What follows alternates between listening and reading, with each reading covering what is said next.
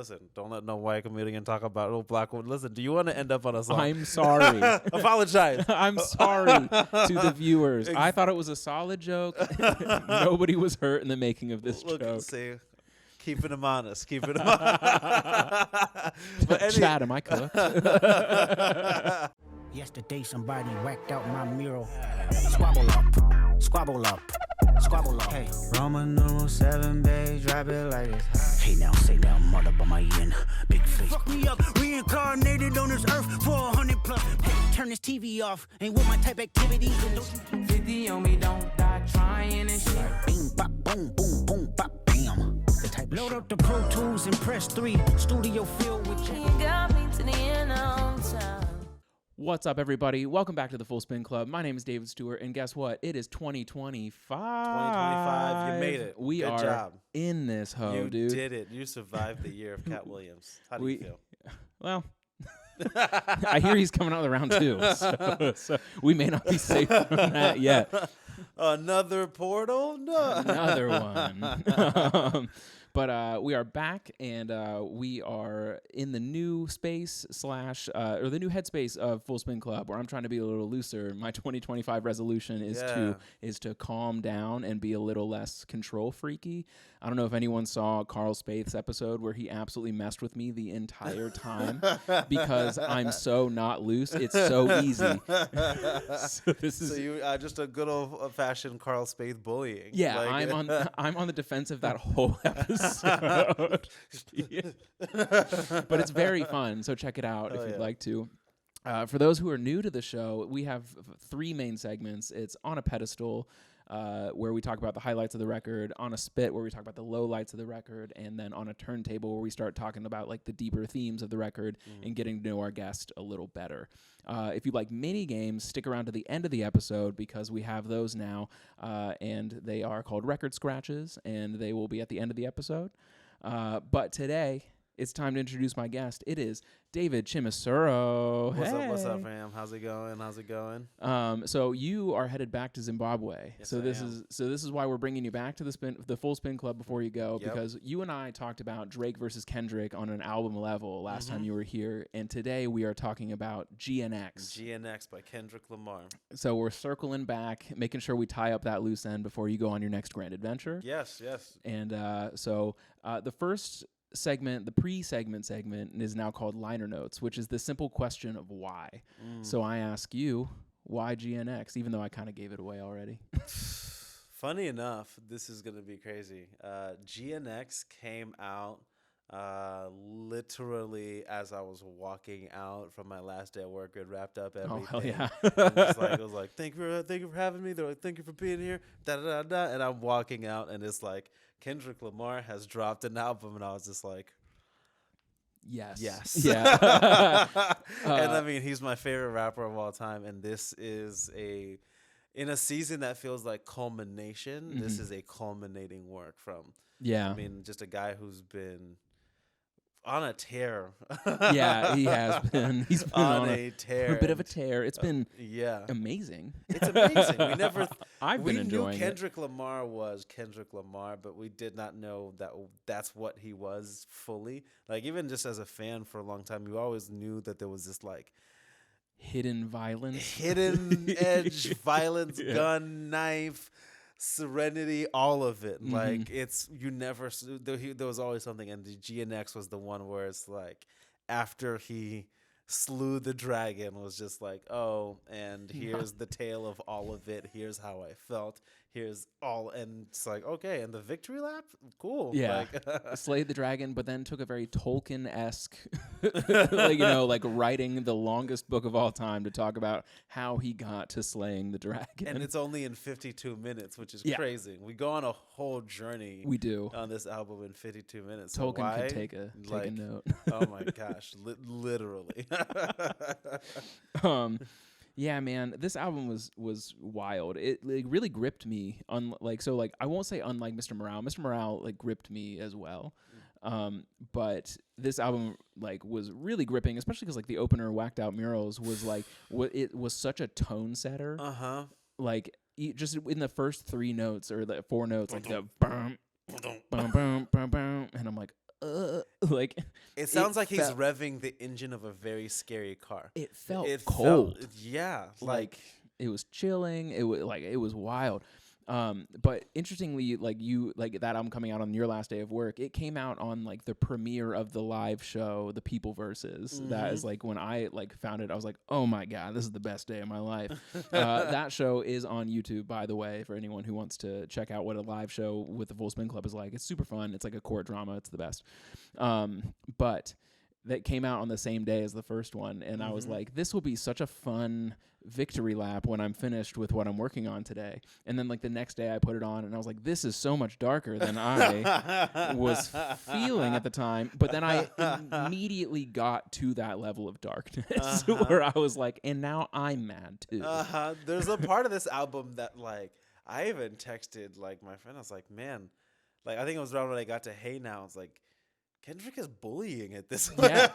It's like it's very much like, oh, the Napoleon complex is real, very much so, and deservedly so. Yeah, deservedly so. Like it's one.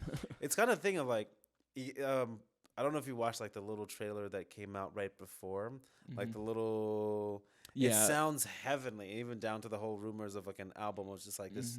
It feels like he's got something in the tuck that's like he's going back into the stars, but on this one, just like he says on Whacked Out Murals, before I piece it up, I'll take him to hell with me. Like, he feels that way about some folks. At this point, it's now multiple folks. Yeah. And stay out the way. Stay out the way. Well, it's been fascinating to watch like this level of like vitriol from someone who has honestly kind of earned it. Like that's it's like something I never really feel in this dynamic of someone who's coming out with this much hatred is like, is this earned hatred? Like, and like maybe I'm just biased, but like it does feel almost earned. Like the man has not stopped working the entire time.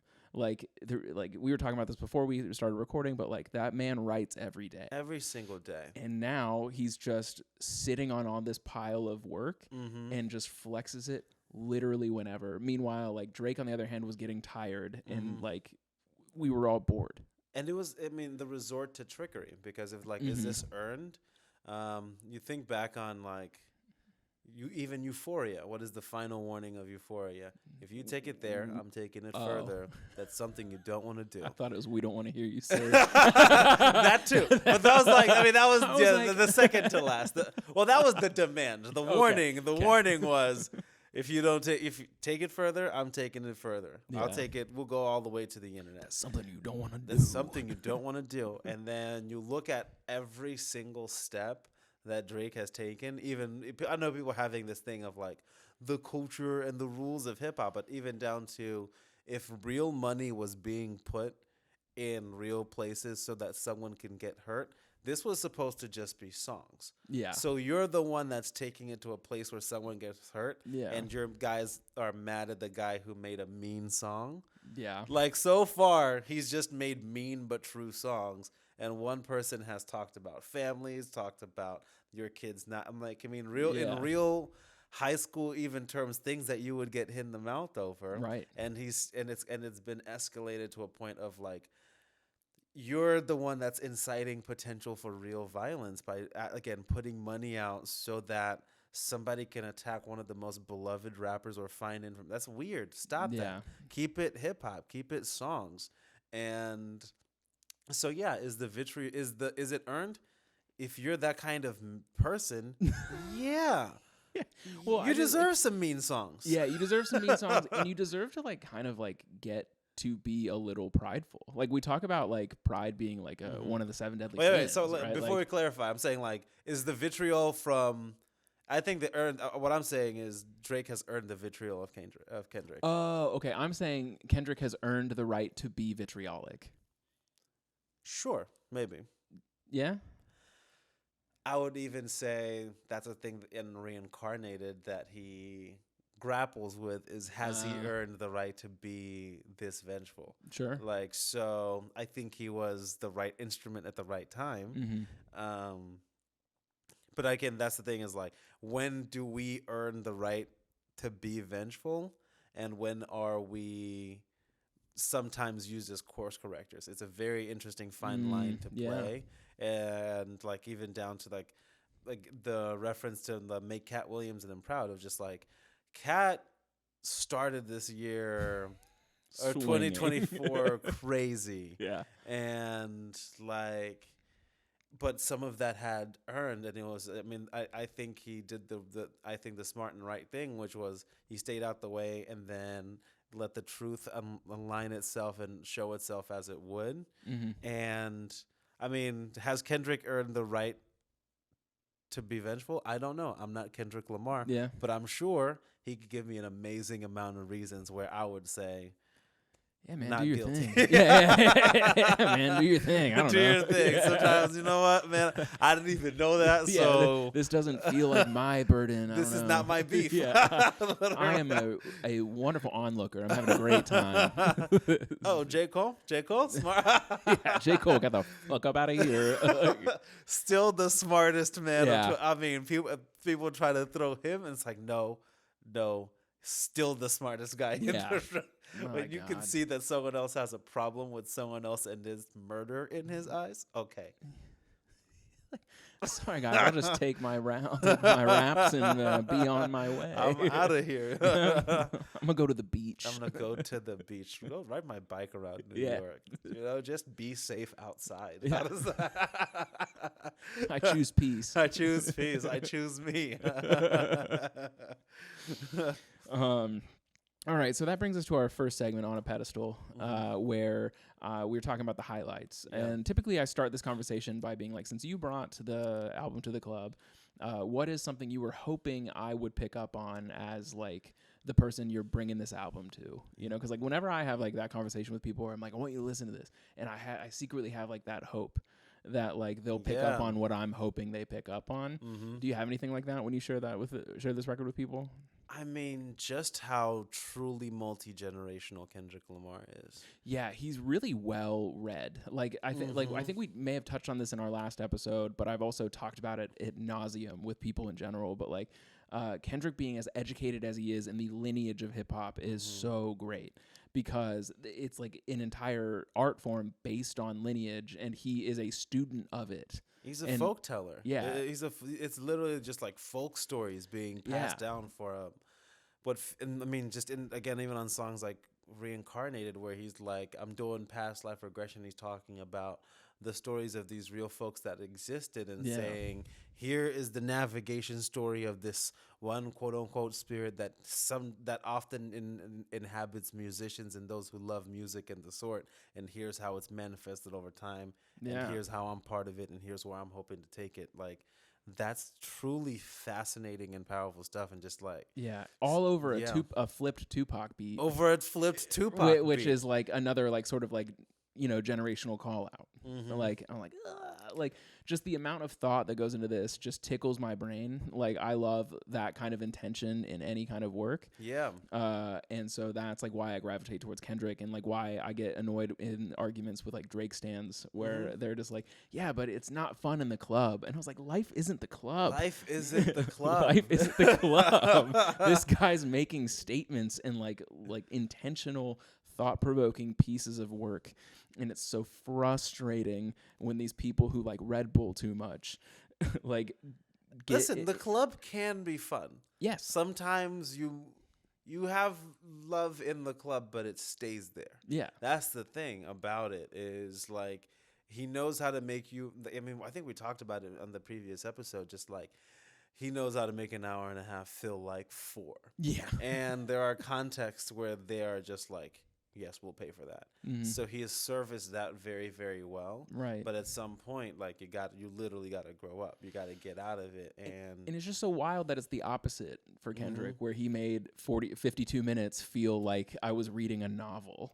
You know, just the amount of like stuff packed in is such a always short so amount of fascinating. Time. Yeah. Like the man is able to, like, again, I brought this up last episode, but like every time he puts out music, people spend hours dissecting it.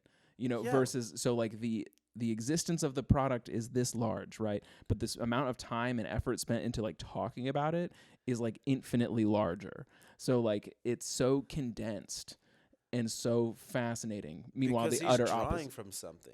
Right. He's drawing from, and even just like what's been fun seeing on social media, like social media has become quote not fun again, but like seeing people do like the little squabble up or the little Dodger Blue dances or whatever, and it's just varying ages of people. It's like, oh, this is hitting across, and now we have a shared reference. Yeah. Like when music is at its best, it creates a shared reference so that we can all just be like, oh, there's that thing that we both are a gigantic fan of, versus like in the club, it's really just like the references are to branding. They're to things that have a price tag so that he can continue the revenue model. Like part of the reason why he's Mr. Stats is because he's constantly advertising to his other partners. Well, that's how you negotiate. That's how you negotiate his stats. So all we've been bred is just consumerism versus a guy who's really from the community. And even just the thesis statement of like, not like us is like, yeah, A minor is like the thing, but it's also like some of us come from a community and we're building a community, and this community is ageless, raceless, sexless. It's just a part of the larger South that we're in. Right. And some folks are just looking to get us to just focus on the here and now, because it's like all we're in is just the club. Yeah. And but also when you're at the club though, what's been fascinating is like seeing Kendrick steal the club back from Drake has been crazy. Yeah, it's been wild. The Not Like Us like playing.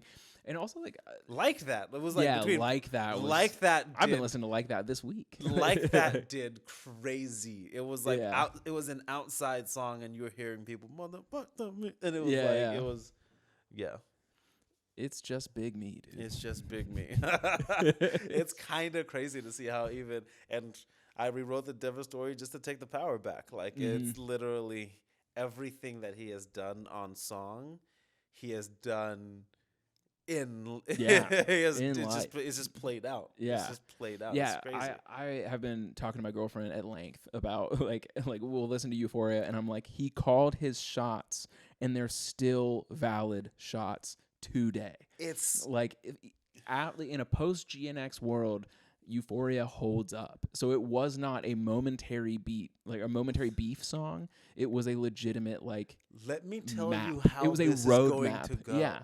I don't know. For any of you corporate people out there, how many times have you sat through a roadmap meeting and it actually happens? You know how many product managers I've seen present like legit like product roadmaps, and I'm sitting there like, "There's no way we're gonna meet these goals. This is for this meeting right now, not actually like."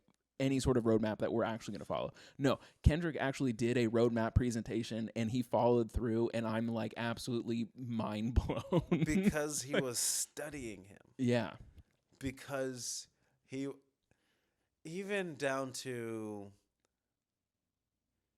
their first musical interaction that we have, which is the Buried Alive interlude.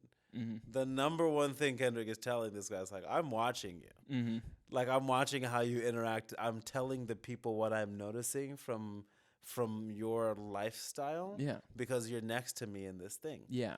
And, you know, so the song ends with Buried Alive. So it's like, this is clearly a lifestyle that's not going to be long term. And even just the thesis statement that again, the initiation into whatever the not like Usian life is. Yeah.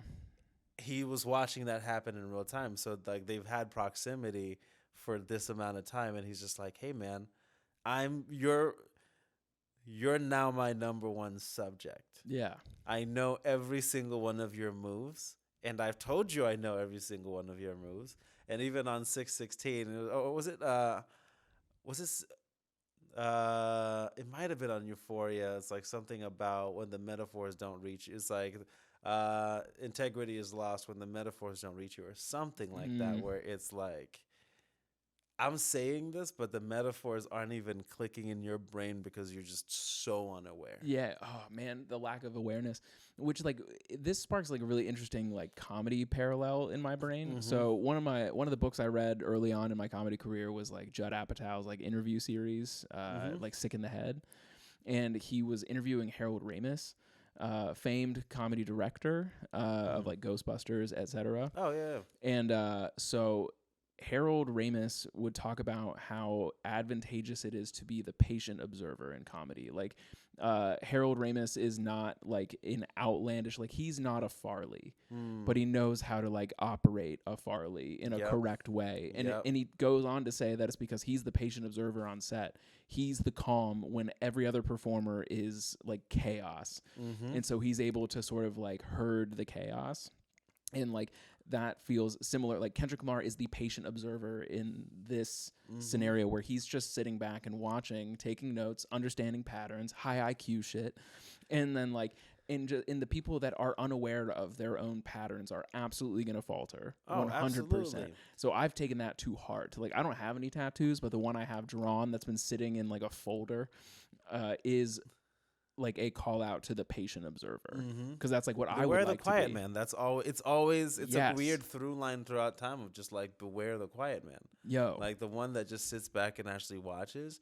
And I mean, I wouldn't even doubt it of just like there's probably some specific things that Kendrick said in these songs that are so personal between the two of them, right? That it steered Drake into reacting the way that he wanted. Like, it's like, if it's like, oh, I'm going to say this little bar in this right way on this type of beat, and you're going to go left, and then, all right, great. Like, it's boxing. Kendrick is a boxer. It's like a thing of sometimes you throw a fake just so that they can lean in for a counter, and then boom. And then bang. Yeah. Bang. I know exactly where I'm sending you. Yeah. And then the cold, calculated, like, war general sort of shit going on is crazy. And it only comes from the quiet guy.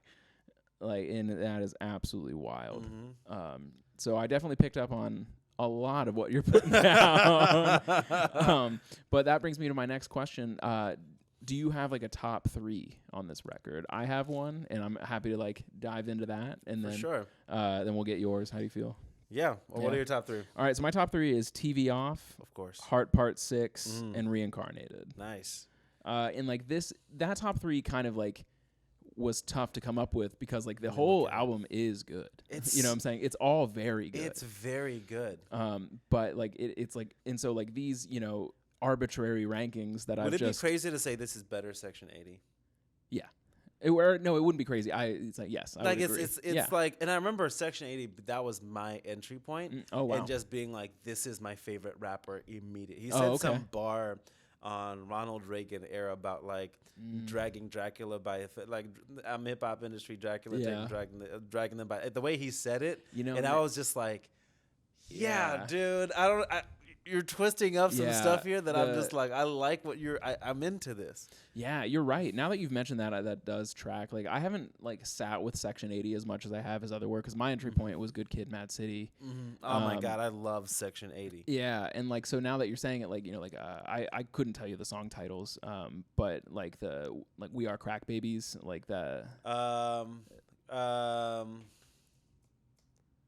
that's 80s era. Yeah. Yep. And like, so like I was like, yeah, like you're right. Like he's always been a student of like lineage, and like it definitely showed out on that first record, and I can see why he steered away for a little bit, like, and dove into his own lineage and like like as opposed to like cultural lineage, and he like dove into his personal lineage for like the next few records, and it does seem like we're coming back around to the culture at large and his place in it versus like just talking about him the whole time.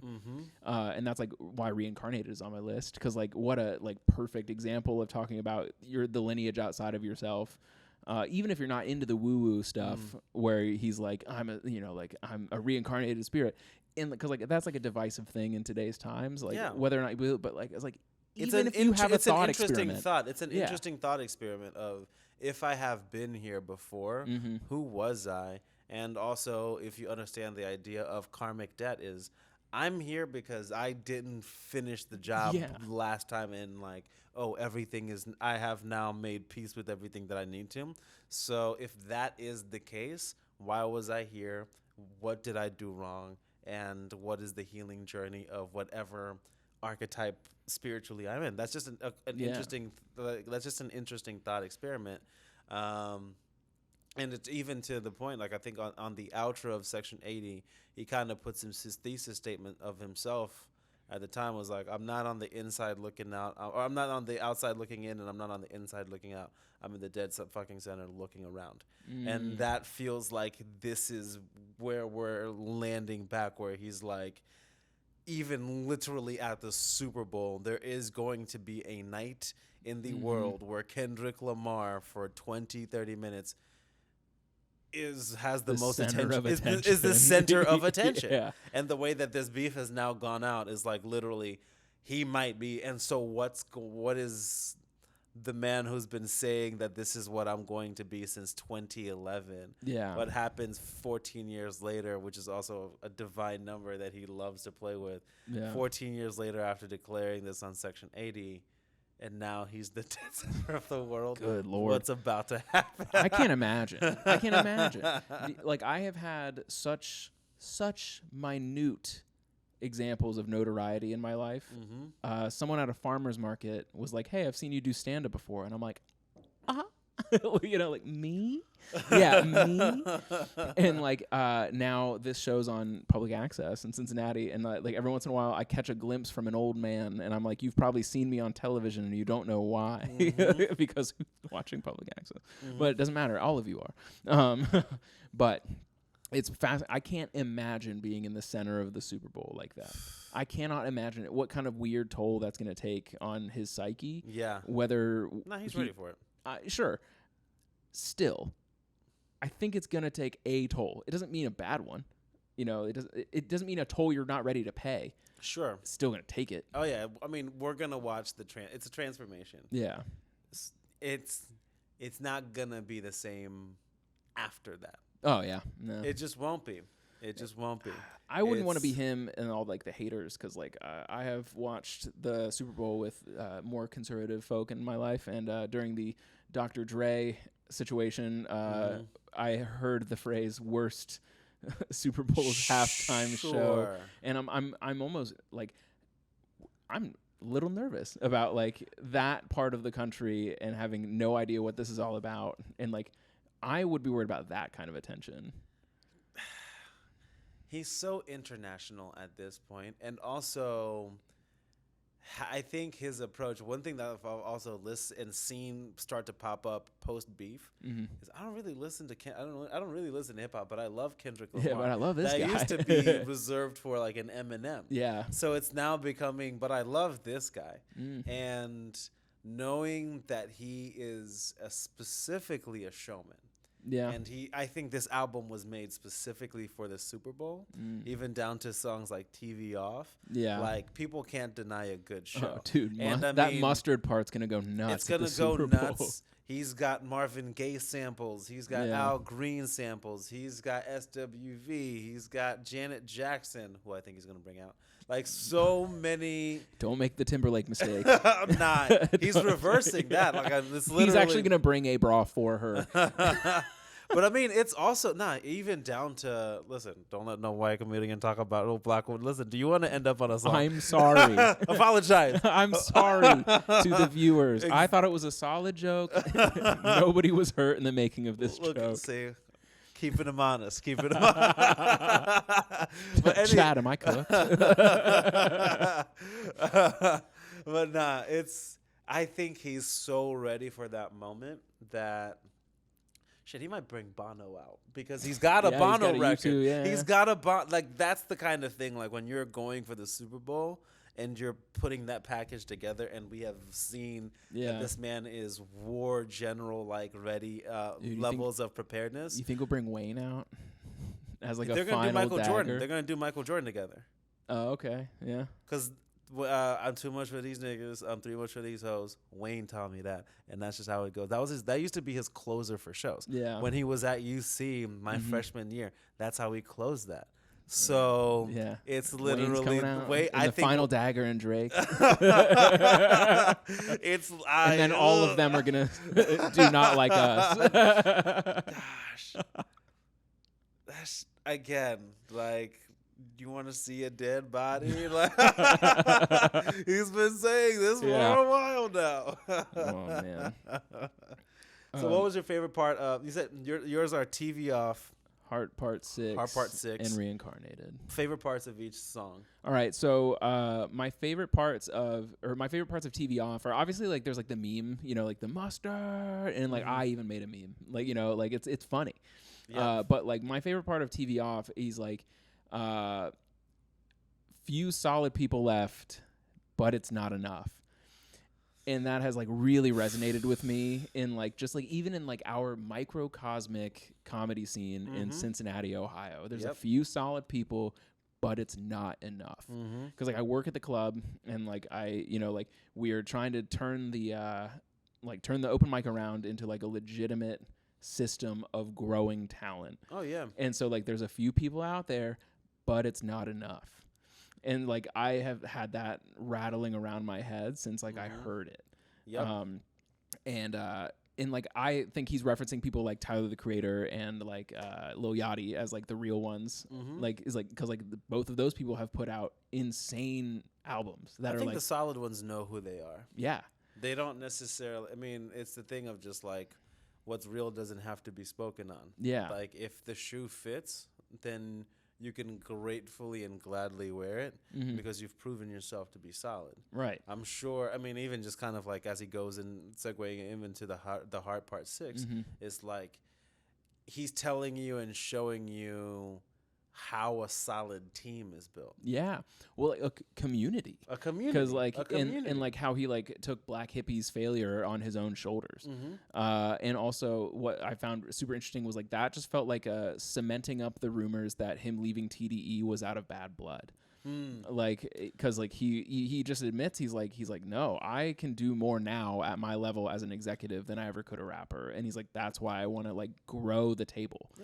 And he's like we can't do that under one singular label, like we have to expand. I'm sure it's like the same thing of like this when you decide to move out your parents' house is usually like it's not like and oh my gosh it's time for the next season in life. It's like oh my God, I'm 30. And, and it's like, I'm fucking done. I'm dude. done. Yeah. And I'm grown and it's whatever. It's like, it's that. Like, you have that kind of a moment where it's like a singular strike or whatever makes something apparent is not necessarily the definer of the thing. It's just something that made it apparent. Yeah. And like, you look at it like, even the songs, the Black Hippie songs that we love all a lot, it's there was always a song that someone was a star on, but like a great Black Hippie song where they're all maybe Say What's Up is maybe to me my favorite Black Hippie song, and it's the first Black Hippie song because the way that they were just alley-ooping each other for that whole record, it was okay. Clearly there's like not even clearly. It was very much everyone was alley-ooping, and then all of the other songs were amazing competition, but they were still competition. And I think it might just not have been time for a Black Hippie album. But if we get that, because they'd always say it, we're never going to get one because it was always competition. And sometimes J-Rock would be the one that gets it. Black Lip Bastard Part 2. Kendrick was often the one that would just, but I mean, everyone has their record where they were just like, nah, I can hang with these guys. Yeah. But also the show of love to like Schoolboy Q, I loved. Oh my God. I loved in the Heart Part 6. I was like, Q makes great albums. Q's so great. Q outside of Dot in all of TDE, maybe makes the most solid albums. Yeah. I'm talking you, SZA, love you, Zay, love Soul. Schoolboy Q, as far as album quality, is second only to Kendrick. Yeah. In my opinion. Yeah. He's also just like a quality follow on social media when he's active. Yeah. He's funny. Oh, he's hilarious. Yeah, he's funny. He's given us so much. Like, it was like, and to his credit to be able to, because I remember when Oxymoron came out, it's like, Good Kid Mad City was Good Kid Mad City. Like, competed with Taylor Swift, was almost able to do it. And then Oxymoron came out. Oxymoron is like, I mean, that tour, I got to see Vince Staples for the first time live, and I got to see Isaiah Rashad for the first time, and it was a classic in its own right. Mm-hmm. It was like, oh, there's still something that's really being built here, and for him to be able to still have that, like the collard greens moment, even though like Dot is on that song collard too. Greens is so good. Like he managed to exist in his own, especially as a guy who they all was like music was not his first thing. Music was just the thing that he kind of did, and then it worked, which is even crazier. Which is to sick. think. I That's wish. Sick to just be like, I'm around some music guys, so I guess I'm gonna start doing music, and then you pop out. There he go, and all these crazy, that part, that part, which still like that song, crazy. I mean, I love that song. The remix. I mean, Me no conversate with the fake. That part. Blue Lips, such an underrated album. Yeah, like I don't think it got talked about enough. Oh my god! I also have a special place in my heart for "The House Is Burning" by Isaiah Rashad, though. Fantastic. It's a great record. Fantastic album. But have you listened to Doechii? Alligator Bites Never Heal. I need to. I have not. I haven't arrived there yet. I need. It has brought me a little bit of peace about TDE as a label. Mm-hmm. I'm like, okay, cool. They still source some of the best talent ever. Ever. And like that's just a mixtape. Mm-hmm. She like did that as a challenge for herself, like write a song every day or something like that. And it is fascinating. It's a good record. I like the fact that they've always still and that's part of it is like, you look at Kendrick's exit from TDE was maybe he just wanted to be someone that had more output. And it was a necessary tension because if Kendrick had had his way, this beef would have happened in 2011. Oh, yeah. Or 2013. And I don't know if Kendrick would have won that. Yeah. I don't think not from a musicality standpoint, but just from like the juggernaut that was being built and the things that you could have won the beef musically, but when the height of the advertising, they would have. Yeah, they probably would back Drake. Like, huh? I feel like the labels would have backed Drake. Oh my God! Look at how they allowed us to lie. How we were allowed to believe the lie that Drake really washed Common. Yeah. Like, you wasn't with me shooting in the gym is a great line. Sweet is a great diss record. But they made it for the club. This was the height of the club era. And this is King Kunta. Yeah. So that's just not going to work. King Kunta ain't taking down the sixth god or whatever. Yeah, but Kendrick Lamar is. Yeah. And that's where we've arrived at. We've really arrived at Kendrick Lamar now. Yeah. You know? Yeah. Speaking of arriving at Kendrick Lamar, my favorite part of Reincarnated is when he's talking to God directly. Towards the end, like in classic Kendrick Lamar fashion, 3-act, he has his 3-act writing structure that we all know and love now. That 3-act where he's like, my favorite music composer was you. It was reds, it was purples, it was pinks, it was blues. And I was like that, like, yeah, I like that sort of like come to Jesus moment that like people have like are so tight, and he's had so many of them on his records, and it's nice that like with each new one they still feel fresh. Yeah. Like you could think that like, cause like we're all hip to like, even myself who's not like a savant, like, when it comes to pattern recognition, like Kendrick Lamar is, I recognize the patterns in Kendrick's music, but each time it happens, I'm happy it does. Yeah. Which I think is like very telling of like how we, like how good he is at that one thing where we're like, and we talk about it in comedy too. We're like, I don't like saying the same jokes over and over again. It's like, but if they're good, they're good. It's not even the same jokes, but if you have the same structure, it's, do you know what it usually has?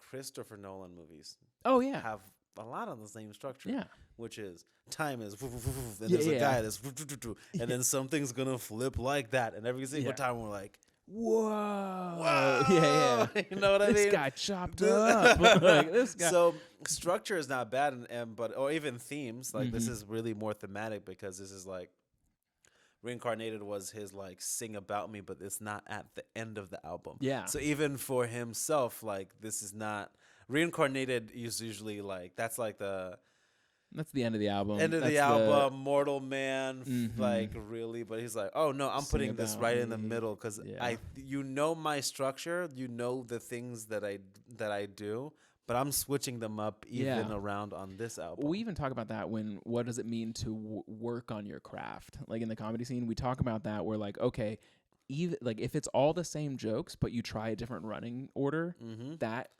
is work. That's what we're looking for. Yes. Because you're making it right now. If I hear the exact same 5 minutes out of people, I start to freak out. Like, what are you doing? Like, and so, like, good Seeking point something is what that I'm isn't saying. Getting better. Yeah. Which is just insanity. The definition of doing the exact same thing over and over again. Literally. Expecting different results. They'll laugh this time.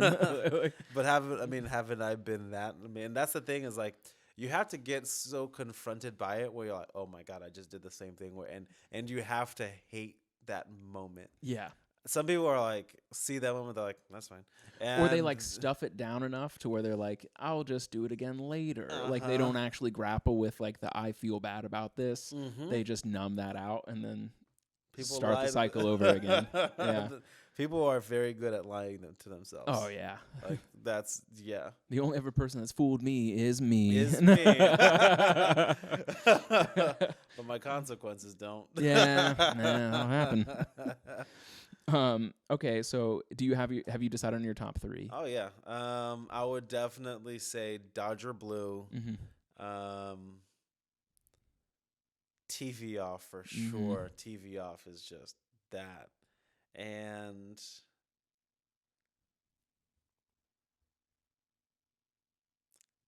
I'm going to say Whacked Out Murals. Okay. I am usually like so far this season on my top 3 lists, I've had the openers in my list because like apparently I'm a massive fan of openers. The things you learn when you ask yourself the same set of questions for different albums, I'm like, I do love a good opener. It's a good one. It's a great one. And it's such a fantastic thesis statement for that album. And even like really how to the word gripping was he was really just like, I'm taking your attention right now. And so that we can get to a song like Gloria where it's just like, Gloria. Yeah. Like you're doing all that sing where you're like, that. It's like, no, you really got to start like. Yeah. And how he so tactfully addresses his idols. Yeah. And the people that he, not even idols at this point, the people that he reveres. Because it's just, he called out Wayne in a way that was respectful and loving, but also addressed his hurt. It was like almost an anti-diss record from a guy who... I think I let Lil Wayne down. And I played it was the edibles. Yeah. Like, it was that, like, hey, man, I still love you. That made me look at you a little sideways, and I'm addressing this in front of everybody in a way. And so for him to go to that route where it's like, I'm sure you becoming aware of like, oh man, there's things that I really don't like, and such a honing in on like what you don't like. This album also teaches you how to address that head on well. Yeah, because like it always has to be head on. Like he didn't like allude to Lil Wayne. He said Wayne. Yeah, I've let Lil Wayne down. And I mean, even just the way that he said, and he like, calls out the Carter 3, all of that. Like he really is like, no, we're gonna have this conversation. And so I mean, Whacked Out Murals, Dodger Blue is so good. I love Dodger Blue.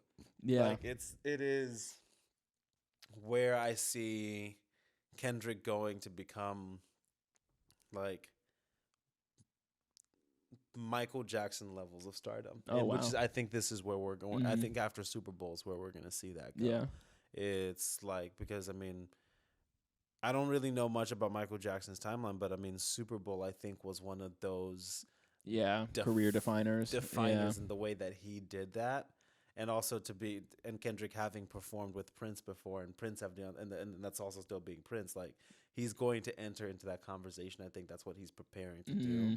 And down to the multi-generationals, like I'm seeing line dances being started because of Dodger Blue and stuff like that. So it's like, that's really where I see him going and how he's going to transition into like You know, Kendrick Lamar Duckworth. Like Yeah, we're getting government name. we're getting government name.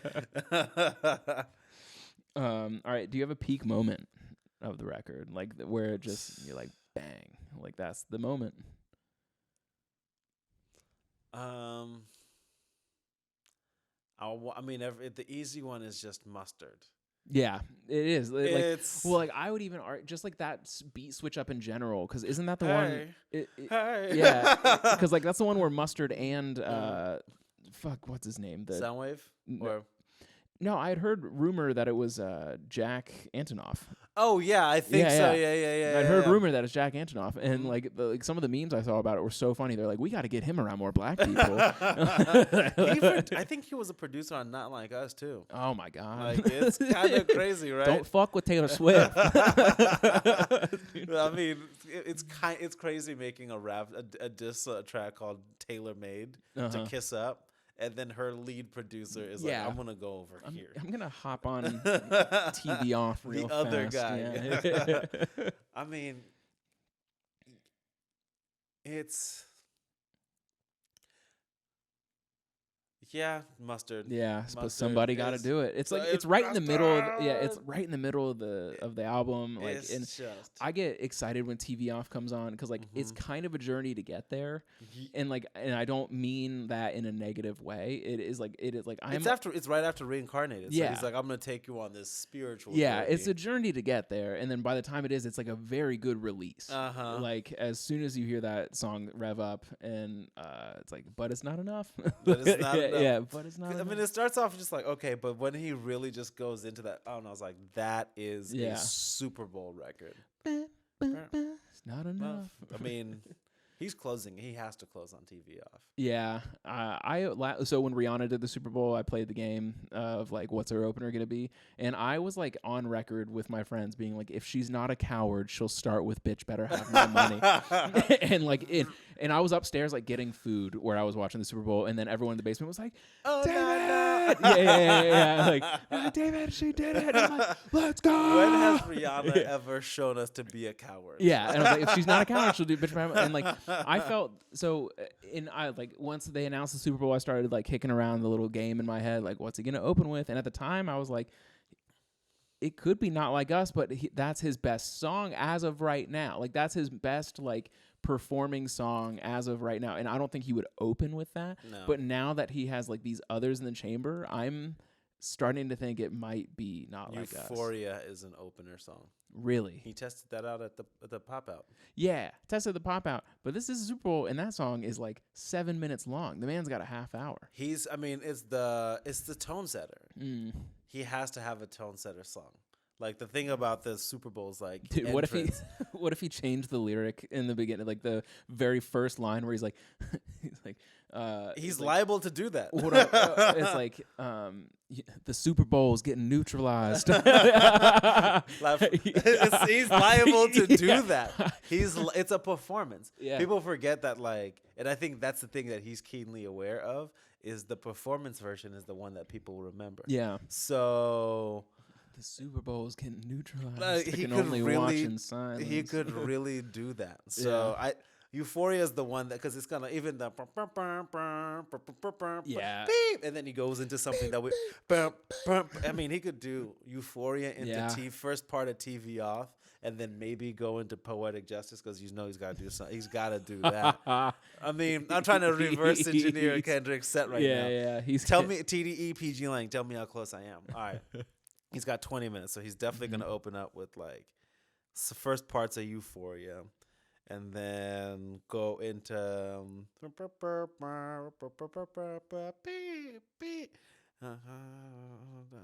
and then I could definitely see him. I could see him doing TV Off second or last.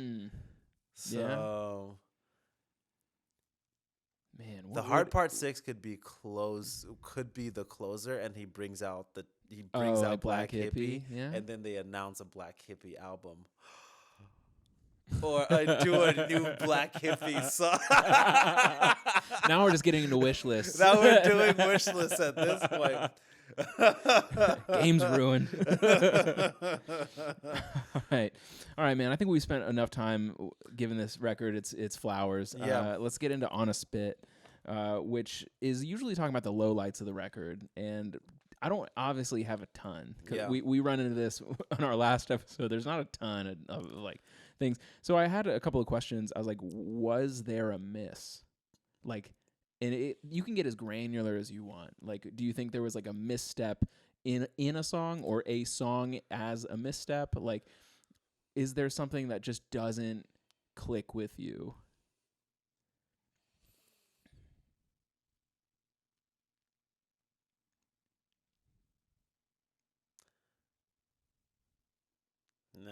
No. I actually wrote down the titular track, GNX. Oh, yeah. That one, and I'm, again, great album. But I'm saying, like, if I had to choose. I see him doing that one at the Super Bowl. Yeah? I think there was like I forget what it was about it, but I'm like, something's not hitting about this to me. And maybe it's because I'm white. We can call that out. That's allowed. Yeah. Yeah. Yeah. It's like I can be white. It's such a specific record that in me, I think it's like, it's almost the same question of like, why did you have Kodak Black on Mr. Morale? It's that specific of a question where I think part of what he was just trying to do was just like, how can I get as many from dark places LA people on a record and give them an opportunity so that they can like, and part of that is like, there's just kind of like some, I want to say gang-bangy kind of things, but it's one of those records that just sounds like this one is not for this me. One's not for me. Whoever it's for, and they're gassed up about it. They are gassed up about they're this big gassed. record. So the point where it's like, I find myself liking and quoting parts of it, just like, hey, I'm gonna do like. So obviously, I like the record and it sticks. There is someone who was just like, this is the one. I'm sure weaker minds would have brought up Peekaboo as one of the weaker tracks, but I love Peekaboo. I know, like I love Peekaboo. It's like bing, bop, boom, bop, bing. It's theatrical. Here's the thing: is like his music has gotten so visual because even that. What does that do? What is that? What does that show? What is that picture in your mind? Honestly, a lot of this album goes back to that snippet we got from the Not Like Us music video, or like where he kind of like teased Squabble Up, and it's just like really like flashy, like stroby, and like just like out of nowhere type blows. Exactly, like it's comic book strip, beam, bop, boom. Like it's seeing him do that kind of like onomatopoeia, that like nonsensical kind of thing, but where it's like you're really playing with sound at this point. I think that's fun because it's like, it feels like this album we got a home for all of the different voices in Kendrick's head. Yeah. Because we always hear the little voices and we're always like, what is going on? Every single one of this album has one of those little extra things that he always likes to do. That's actually what my girlfriend likes most about music, is like when their voices are weird. And so she knows the lyrics to Whacked Out Murals. Like I've played it enough and she's been listening to it. Yeah, she knows the lyrics, and it's hilarious because she only raps it when she's drunk, and that is a good time for me. That's a wonderful time for me. Like I was like driving her back. What a perfect thing so little to say when you're having a bad day. It's just and he sounds like angry. Like that's just deep, and it's just like, it's fun that he's deciding to use his voice as an instrument like that. Yeah, where it's like the little like. I love the beam bop. Well, that's boom, like boom, boom, boom, bam. That's reminiscent of early Kanye, where Kanye was quoted saying that like the human voice is the best instrument, and he would use it in his beats. You know, like that's like why he made soul beats and stuff. He's like, the human voice rips. He's like, I don't need instruments, I need voices. And it's sick. R.I.P. that era of Kanye. Listen, you know, we know you never. If 2025 is. I said that know. era. You know like that, I don't know. That like, era. That not era. R.I.P. Kanye. Like he's gonna make a resurgence. People have admitted to me in the open that they're back listening to him again, and I'm like, all right, well, the work speaks for itself, I suppose. I guess. Although I did come around to one of the older like Kanye songs, and it was actually off of Watch the Throne. Which song? I Love You So. Like the J one. Yeah. Like I know, brutal. Like, brutal. But I was like, damn, beats kind of sick. Like it's the beats are like all the, yay. Ooh, I love you so, and why I love you, I never know. Like and like I was like, damn, this song's good. And then I like begrudgingly listened to the whole thing. It's unfortunate. It's so unfortunate. It's so unfortunate. Yeah, what are you gonna do? Well, oh well. All right, so. Which part of this album made you feel the most? Since since Spit is often like I usually kind of operate and then we're like, what's made you feel bad? But like nothing in this record made me feel bad, so I kind of just left off the word. Like what made you like perk up the most? What was the most gripping? Man of the Garden is an interesting song to me. I agree. It's a very interesting song to me because it's Kendrick may be making the biggest statement that he's ever made in his a single specific statement, which is "I deserve it all." Yeah, and that is a very like when someone says that, it's going to make your ears perk up because it's like, who is this person, and then why do they, and then the things that he describes as part of the all. It's right because he kind of goes to both sides of it, all the good and the bad. I deserve it all. It's like everything that's coming to me, I deserve it all. I deserve it all, and a lot of people kind of like automatically think positive stuff is what he's saying, but I think he's like being very holistic. Yeah, he's like no, all of the repercussions as well, like the winnings and the repercussions. I'd say he's already lived the repercussions, and that's why he's like, I have whatever this life that I'm in right now. It's funny enough.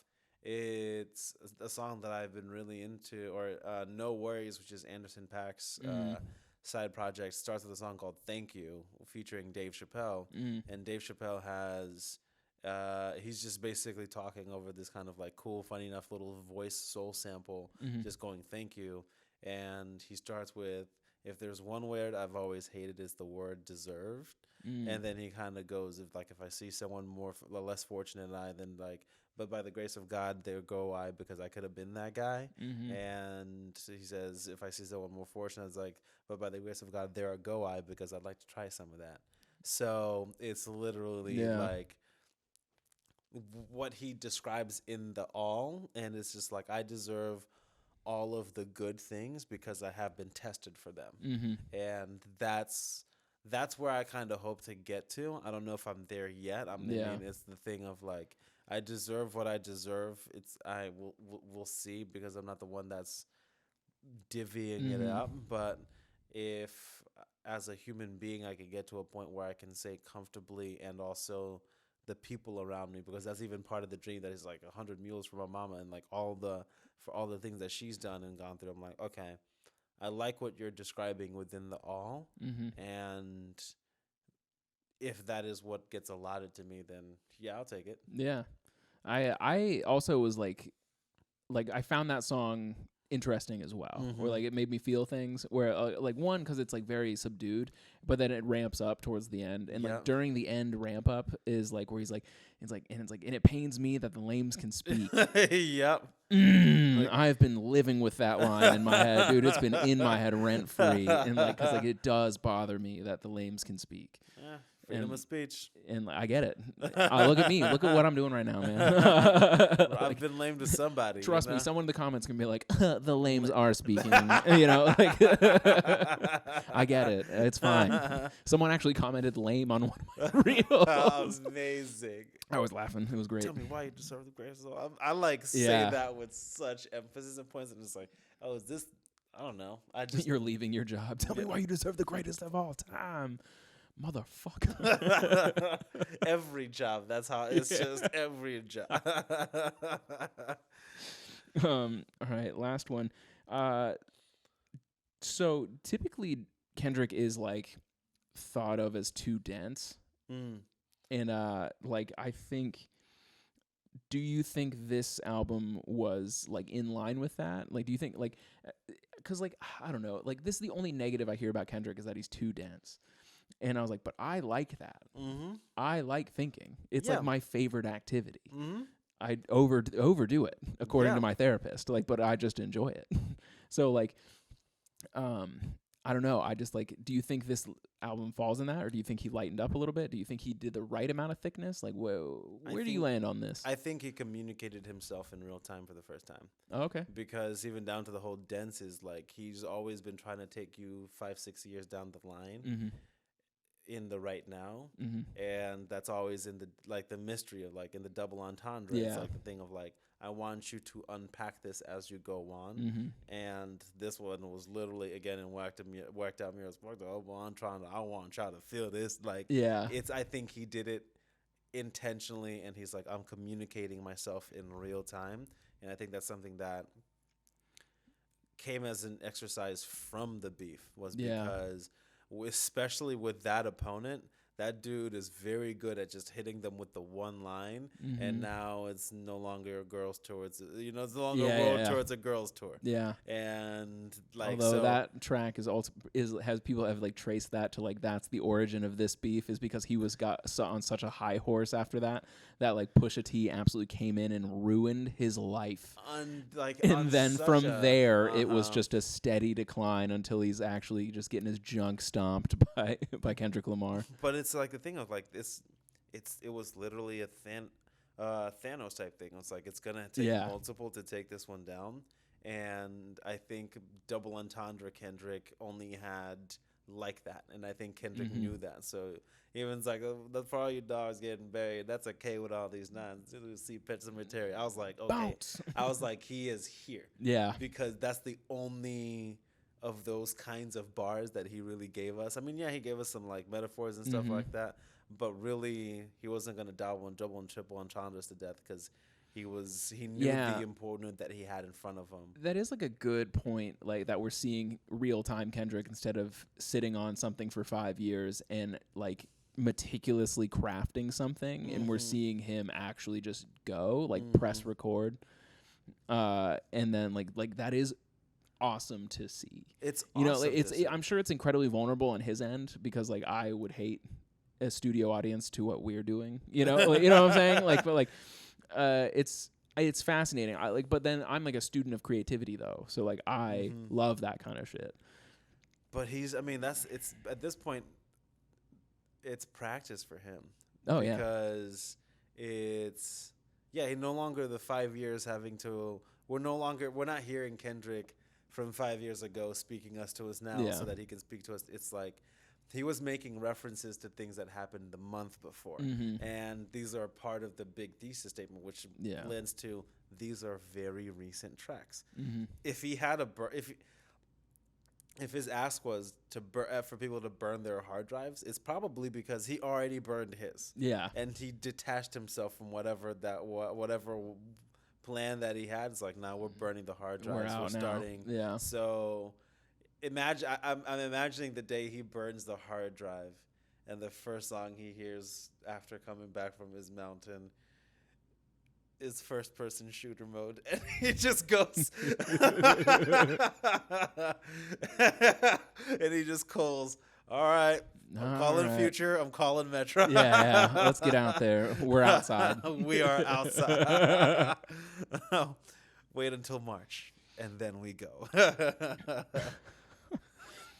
All right, I think that's appropriate amount of time to talk about the low lights, if there even are any. If there are even. So let's move on to Turntable, which is where we're gonna dive into like you a little bit more as the subject.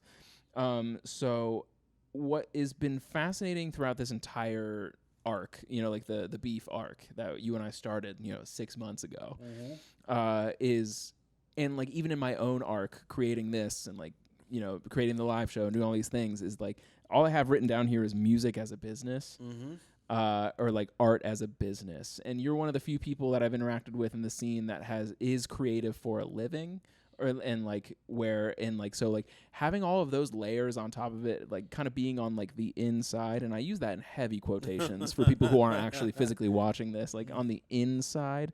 Do you have thoughts on like this beef as like business moves, or like is it purely artistic? Because like we're getting word out of Drake's camp that it's business. Yeah. But like can business be actual art? It's like massive I don't business. like the line is so blurry, and so like I didn't start this sentence with a plan. Yeah. So this is where we ended. Look at the numbers, and even I think the big part of it was where their end goals have been looking like they're trying to go, and Drake is. Music is advertising for a product or a specific thing, lifestyle. or a lifestyle, Yeah. and lifestyle brands and lifestyle whatever. And and Kendrick with the Super Bowl, music is a thing that is used to gather people and create a moment. Yeah. So the music industry, particularly, even look at like how Spotify and all those things move. These are just tech companies that use music as an advertisement, Right. so that they can map your tastes, recommend your tastes, advertise you to death, versus getting you outside to go to be like. It's funny. I was watching like a thing of like Kev on Stage was talking about, or like a comedian named Kev on Stage was like reacting to a video of like this guy found a ticket of.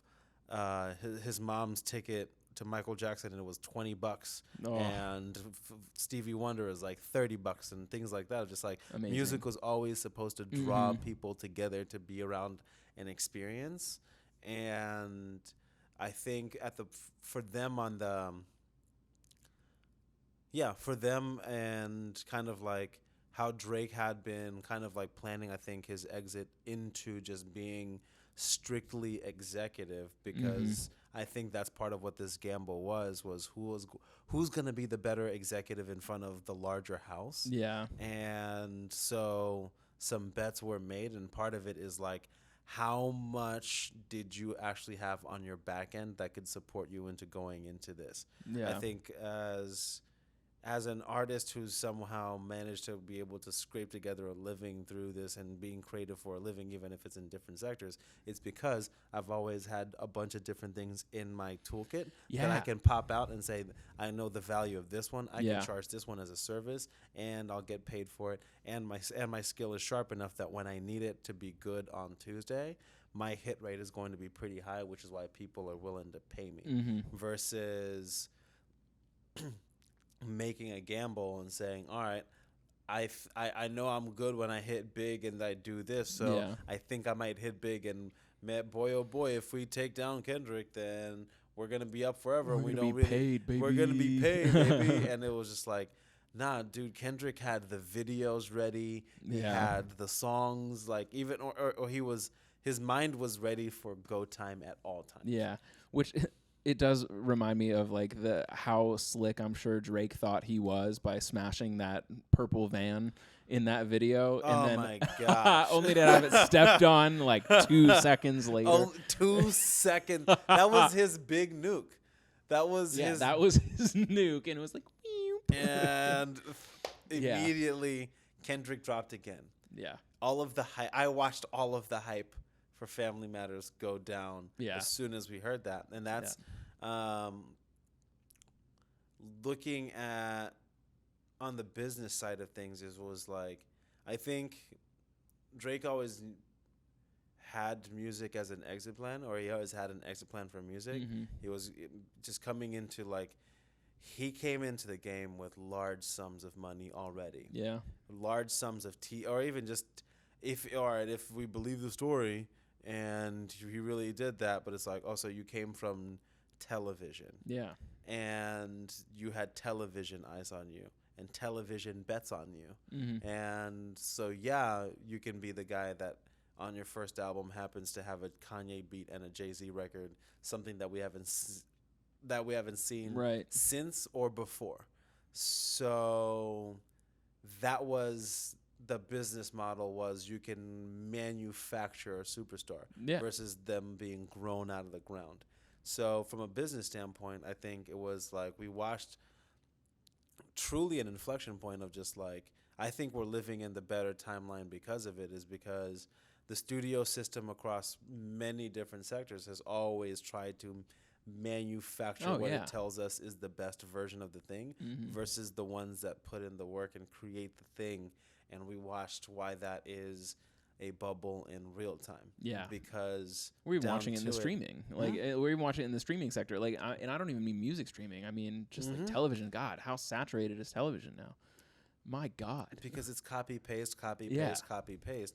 And Drake is like, well, you guys manufactured me and you stopped manufacturing me. So why you that's the thing, is like, you gave me the stimulus package.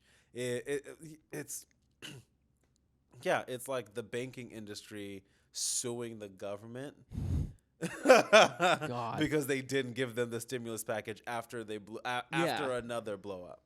That's literally that's what that's akin to. Yeah, and it's just like, well, you didn't last time, and look how that ended up. Yeah, man, I don't know. It's just like it's just such an interesting thought thing, like making creativity like. The word I'm looking for, like sustainable. Like I think about it a lot because like I'm trying to make this sustainable. Yeah, and I just wonder, like I was like, man, like this is such a fascinating thing. Like what power words can have, and like when they're put in a certain order, it's crazy. So which is like, why you need, even though you're afraid of it or don't want it, I think that's why you need to have a live studio audience. That's why that's what that's necessary for, because. You can start to live in a cocoon. Yeah. And even like, I bet you Joe Rogan would be so much more fresh if he actually had a real live audience. That's fair. You know? Yeah, that's fair. Because like having that sort of like vibe in the room, it's like stand up. You know, like you're like, my jokes can hit in this room all day. Want to know why? I'm the only motherfucker in here. Yeah. I'm Kendrick doing my low voices. My favorite bomb moments, like that aren't mine, are like I love watching people bomb. Like like I hate bombing, obviously, but like the recovery is always so funny to me. Like the way people act when they're like feeling that level of vulnerability is always so funny to me. And or they'll be like, well, it was funny in my head. It's like, and then you learned. And then you learned about the reality of the situation. So yeah, all right, I'll think about it. But I have a hard enough time getting people in the room for the for that's things. why public access exists. Yeah. You never know. I mean, you never know the growth of it. And that's even just down to the art, the businesses. Like Kendrick is primed to be an executive producer now, and when he is actually as an executive, I think we're going to experience such a renaissance of music, which is very exciting as like a music enjoyer, because like it's been exhausting to sift through all like the insanity that is like music streaming and shit. Like I saw a stat that said there were 75 million music creators as of 2025. That was an aggressive amount.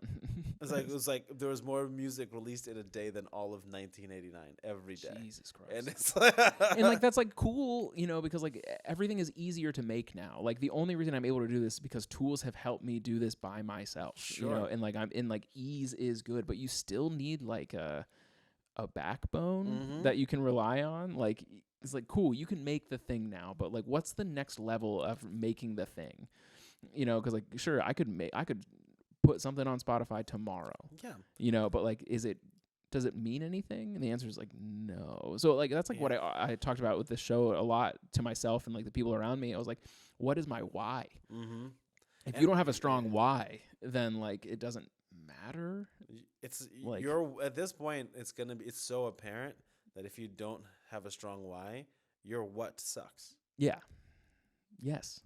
And that's the thing, and because we're now living in the post GNX era, people are not gonna be afraid to say that sucks. Yeah.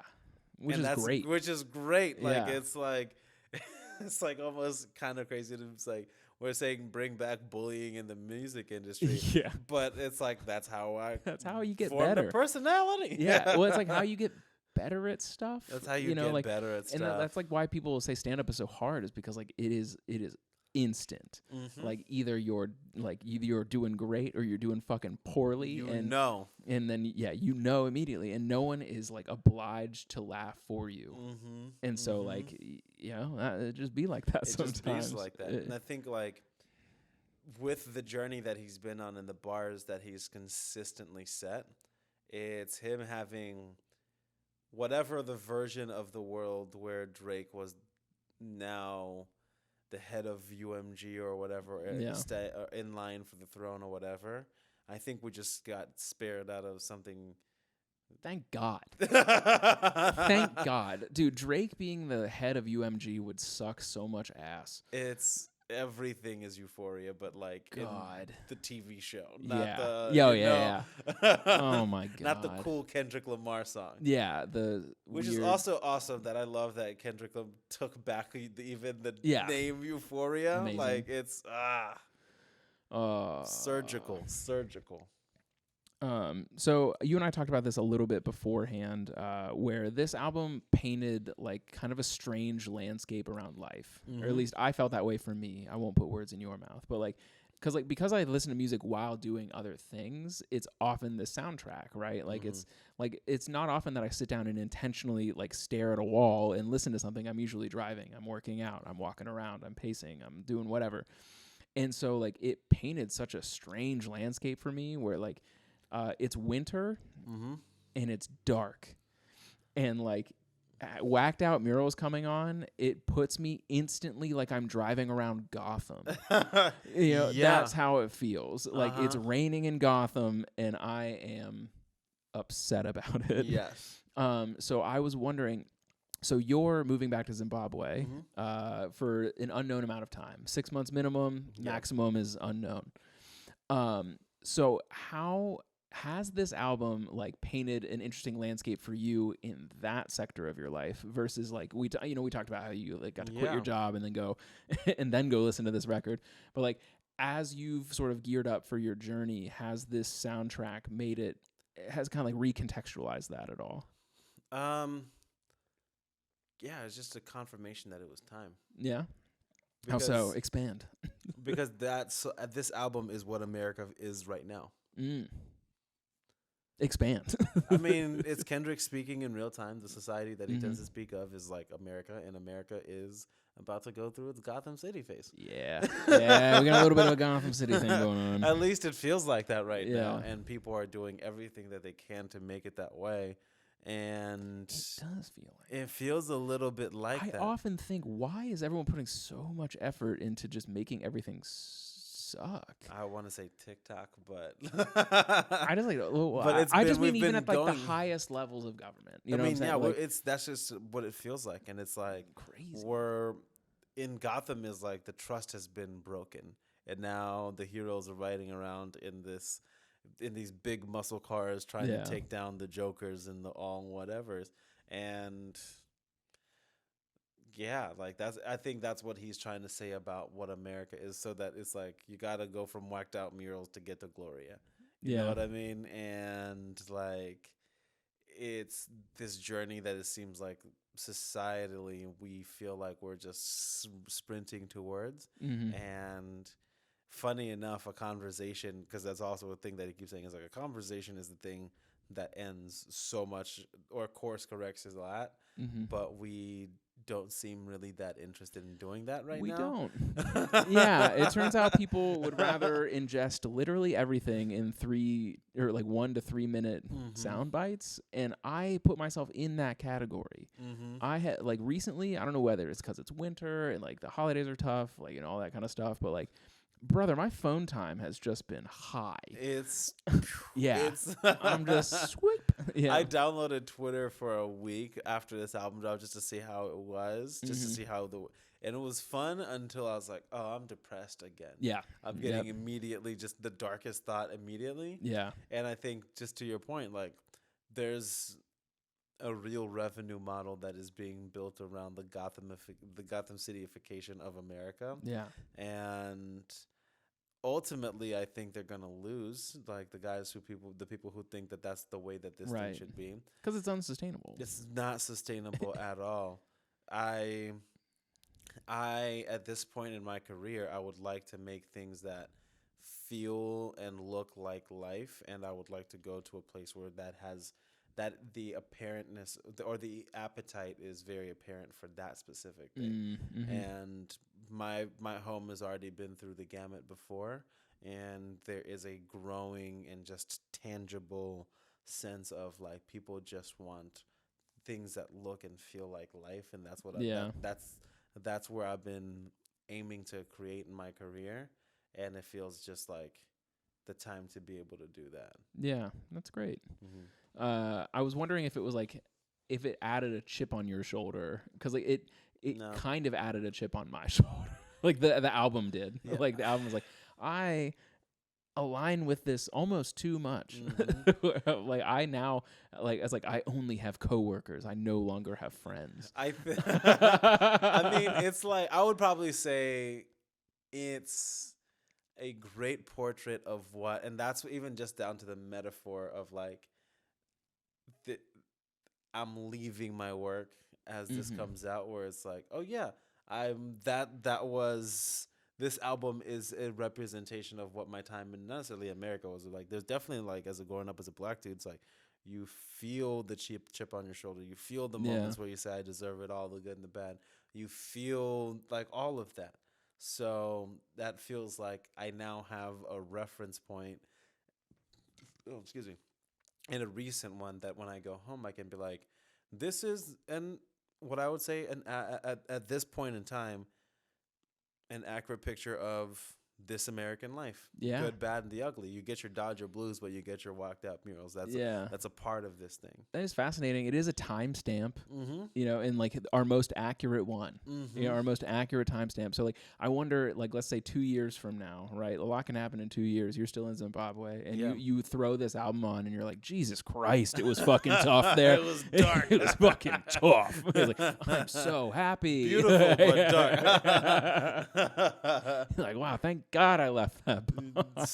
Listen, it could be Kendrick's My Beautiful Dark Twisted Fantasy, high-key. Yeah. But less debauchery. Yeah. Less debauchery. But I don't know. But it's a timestamp record of like, this is what America feels like in 2024 a little bit, where even like the biggest star in hip hop starts the album with "fuck your hip hop." It's like yeah. You know, well, like taking it back. And do you feel like you're taking something back in your own right by like heading back home, like, where because like I know like a lot of the conversations around this album and like in hip hop in general is like people like Kendrick and Tyler the Creator are attempting to take hip hop back from the people that like stole it, you know, at like, you know, media groups and whatnot, and like the algorithms and whatnot. What would you say you're taking back? I'd say over the last 18 years, I've gotten to build and do a lot of things, and I've gotten to, I think I'm getting to take back, just a really big case study of like, hey, this stuff is possible, and here's what this place is. I think probably the biggest thing is like taking back a sense that, like, truly a sense of how connected things are and we are. Like, life is not a singular and like insular experience. Like, things are meant to come in and go out. Yeah. And I went through a transformation and maturation period while being here. And I think I'm getting to take back like whatever a transformation looks like for a kid from Zimbabwe whose family took a gigantic gamble and said we're gonna go somewhere and see if we can become something. And I've gotten to in the city and the community that I've been, I feel like I've been an active contributor, and I've gotten to contribute a lot in just kind of like how this art community looks and feels, and I've gotten to be a part of that. And I think just getting to show that that's possible is going to be something that's really fun to kind of take back. Just like taking back like almost a gold medal of sorts, of just like, no, like in No, the you place can where do they say this. it is Yeah, actually yeah. a doable thing, and it requires extreme amounts of hard work, vision and focus and all of that. But if you do it right and you do it well, you can come back with an with just the ability to present something new and be taken at your word for it. Yeah, that's great. Yeah, I always feel that way about like coming back from faraway places. I've moved around a bunch, obviously, like just here in America. I'm not talking transcontinental, but I take a lot of like what I learned when I was living in LA for a while, and I brought that back here. I was like, and like almost the same through line you have of like this stuff is possible. It's possible, and like it's weird to try and like wake people up to that.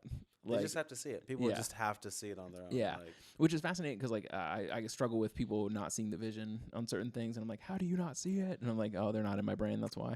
And so like and so like then I have to like go do the thing, and then like that's like why releasing the Taylor Swift show was big today, was because it's like, all right, now you see it. Yes, It's cool.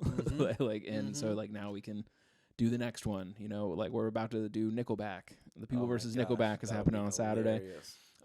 Quick plug, by the time this episode comes out, the one that's happening in that month is the People versus Grateful Dead. So if you are a Deadhead and you want to defend the Grateful Dead against what they're charged against, which I don't even know yet because we're too far out, but like come hang out and do that. It's a communal sanctuary. It's gonna be super fun. Great alternative comedy club. It is the best. Come hang out there. It's like Cincinnati has a lot to offer, and we're trying to be that place where we offer it. So yeah. But all right, so that's interesting. I'm excited for you to go on your journey. Thank you, man. Thank you. I'm excited because like, I know how it can feel to go back after you've been away a long time. Oh yeah. And like I'm fascinated in your like what sticks. You know, because like you are who you are here, but in a different context, there will be things that fall away, and I'm fascinated for you to go on that journey and find out what sticks. Same.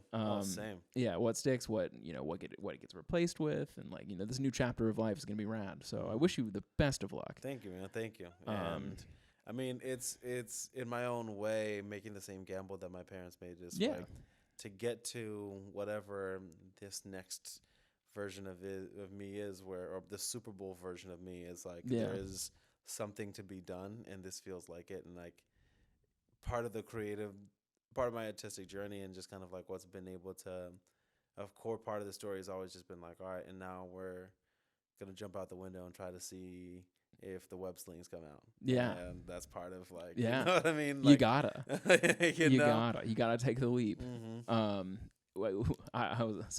I know you are raised religious, and like so like one of my favorite things when I was being raised religious that I still hold on to despite not even like kind of being in that realm anymore is that the children of Israel had to put their feet in the water before the sea parted, and so that's the same thing. It's the same. It's literally the same. You got to put your feet in, and like so I'm proud of you for doing that. That Thank ripped. you, man. It's also the 10-year anniversary of when Kendrick Lamar went to Africa, so thought I'd tie that back around in a typical full spin fashion. Little fun fact for you. He went in 2014, and it is still technically 2024, just for another week and a half. So, first time leaving the country in 4 years. Last time was literally in February of 2020. I went to Israel, Palestine, and then on the flight back, as we're checking in, they're like, yeah, there's just been a little disease. So make sure you guys are all feeling all right. We don't think it's going to be much anything. And then it was the pandemic. And then it was everything. It was everything. It was shitty. So, so that was the last time I left the country. So sheesh. I mean, it's been a while, 4 years. Right? Can't wait to see what the next 4 years equals. Well... But we've made it to the end, and so that means there's a mini game afoot. And in the same style of our mini game, the record scratch moment, last time our mini game was defend Drake, and couldn't literally. yeah. And so I thought I would expand upon that game and just ask you this simple question: what do you think Drake's next move should be? Apologize. Is it that simple? Repent. Apologize. Repent. Kendrick will forgive you. Our Messiah. At least Jesus will. If Kendrick won't, Jesus will. God forgives. Kendrick doesn't. Do something. Yeah, man. I don't even see like a way out of this other than obscurity, which I'd be okay with. Would Drake be okay with that? Of course not. He thrives in it. So like, he thrives in the limelight. Kendrick calls it out. He's like, "You're the weird one for liking being famous. Like you're the only one who likes this." He's like, "You're the weirdo for liking this." So. All right, man. Well, thanks so much for coming on. Thank you so much, man. Where can the people find you on your journey? Are you going to be kind of like outputting any content like for that? Sure. Yeah. So where can the people find you? Chimbabwe, both my Instagram and my YouTube. Got my special I Laugh at Yesterdays out there. And my website, thechimmigration.com. My hope and goal just going back home is just kind of like to harness this energy and just kind of the energy that's kind of going home, and particularly in the art scene, and see how I can just be a part of it. So if everything goes well, it's just going to be an increasing of the output so that people can see what is going on in the place that I grew up, and how people are kind of coming to their voice artistically. And it's just this cool little bubble that's happening that's just been waiting to break out. So now, if I get to just be a part of the breaking out for the bubble, a lot of folks, I hope to be increasing in the output, and so that the world and people, or at least people in Cincinnati, can see what's going on where I'm from and see how we can build that bridge. Oh yeah. Well, I wish you again the best of luck. Thank I know you, moving is a huge fucking burden. It's a pain, but like once you get the logistics aside, it's very good for people to experience new shit and like expand your comfort zone. Mm-hmm. So I'm very excited that you get to do that. That's gonna rip. Also, shouts out to Carl Spaeth. Earlier we talked about how he made this dope T-shirt. Yeah, this will be coming soon. It's a Death Row. I have a joke about how hippos are the Death Row records of the animal kingdom, and he made this little guy for me. So coming soon. Hell yeah, coming soon. I'll link all of your stuff in the description. If you're watching this on the television at home, unfortunately you can't do that, but he did call it out by name. So guess what? You can go to wherever he went on Instagram, Chimbabwe. Yep, that's what it is. And then so we'll see everybody in the next one. Thanks so much for tuning in. Thank you guys for being here. We'll peace out. Peace out, Girl Scouts.